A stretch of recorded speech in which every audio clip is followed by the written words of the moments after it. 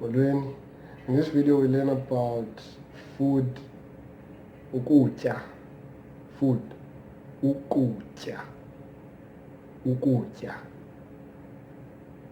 To say I am hungry, you say ndilambile, ndilambile. To say I am full, you say ndihluthi, ndihluthi. To say breakfast, you say ukutya kwasekuseni, ukutya kwasekuseni. Lunch is ukutya kwasemini.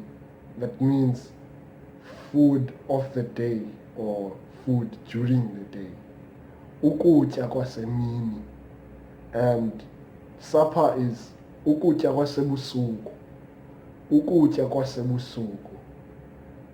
Ukutya ndilambile.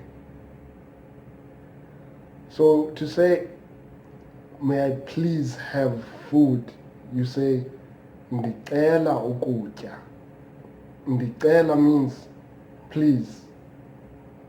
So if you are asking for anything, you say ndicela, and then you call whatever noun you need. So in this case, we want food. So we're asking for food. Therefore we say ndicela ukutya.